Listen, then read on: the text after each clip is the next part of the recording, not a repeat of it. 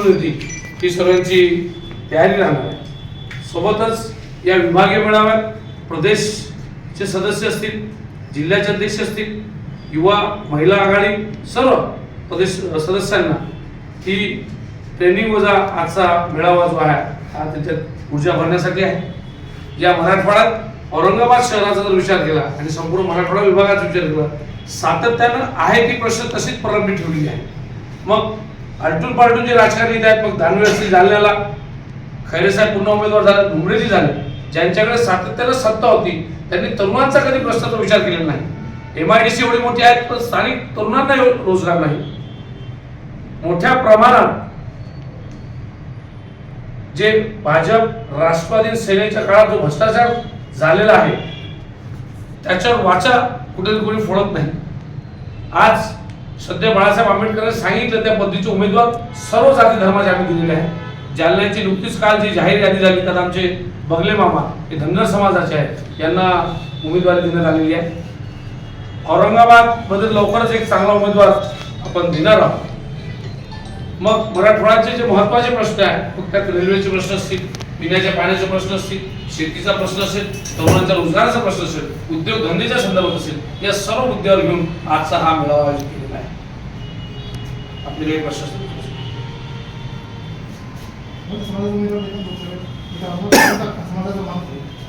अजून 4 लोकांचा इंटरव्ह्यू झालेला आहे, त्यात 2 मोठे नेते आहेत आणि त्या अनुषंगानं त्यात लवकरच नेते घेतले।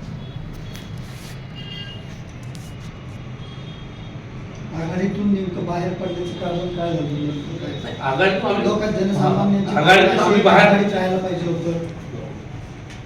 सातत्याने संजय राऊत असतील, ज्या शिवसेनेचा सोबत आमची युती झाली, सोबत ज्या देसाई साहेबांचं आमचं बोलणं सुरू, संजय राऊतांनी येऊन सांगितलं की आघाडीत बिघाड झाली। ॲक्च्युली आम्ही मागच्या वर्षी 48 लाख मतं या महाराष्ट्रात दिली आहे।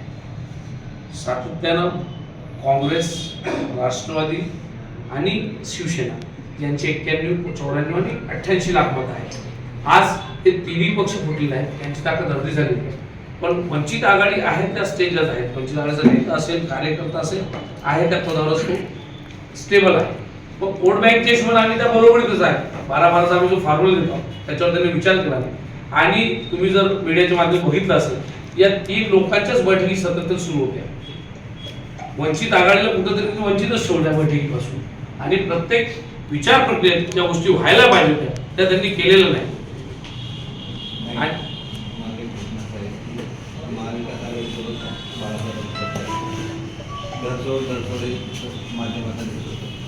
आपण लोक भावनेचा विचार केला का की समाज काय म्हणतात, तुम्ही ज्याला वोट काय म्हणता, ज्याला समजता त्या वोट बँकचं म्हणणं काय, आपण काय करायला?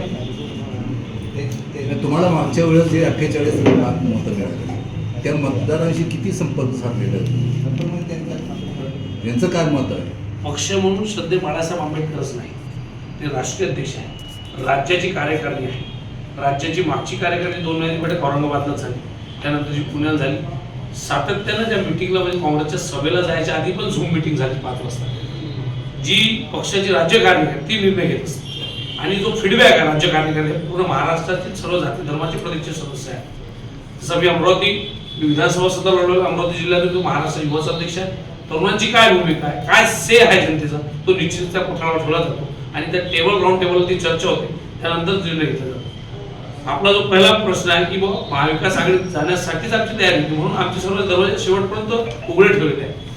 पण आपण बघितलं असेल की तुम्ही फक्त मीडियामधून सांगण्यात येते की 2 शीट दिल्या, त्यानंतर मीडिया सांगितलं 5 शीट दिल्या। 5 शीट आम्हाला का नाही शेअर केल्या? कोणते लोकसभा आम्ही लढणार आम्हाला माहित पाहिजे ना, बसवण्यासाठी पण त्या परिघात असलं पाहिजे।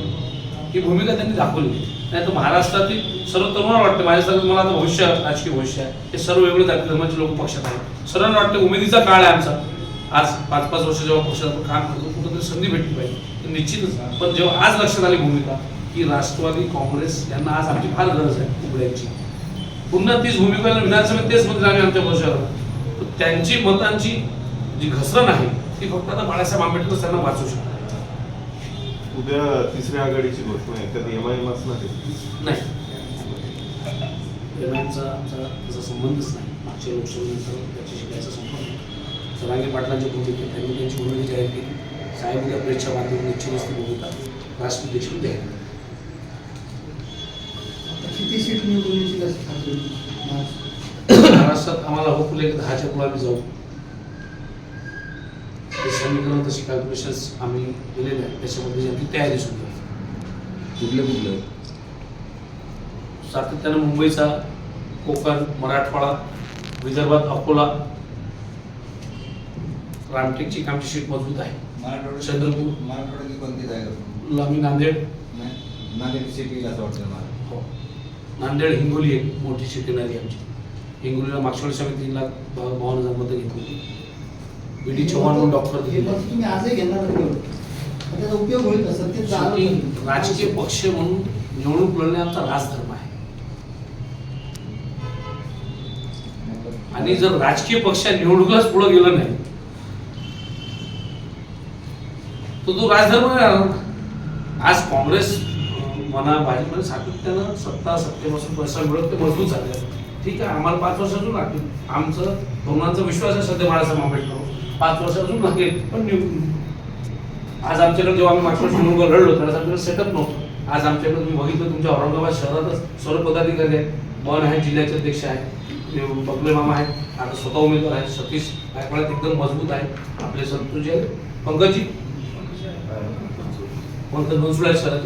जे स्ट्रक्चर मागच्या वेळेस पक्षाकडे नव्हतं, आता स्ट्रक्चर आहे. युवाची विंग फार मजबूत आहे, पॅरेंटची विंग मजबूत आहे, महिला आघाडीची विंग मजबूत आहे, सम्यक विद्यार्थी अजूनची मजबूत आहे. म्हणजे बूथवर जो माणूस लागतो मत करायसाठी ती फक्त महाराष्ट्र वंचित बहुजन आघाडी कार्यकर्ते पोहोचतात.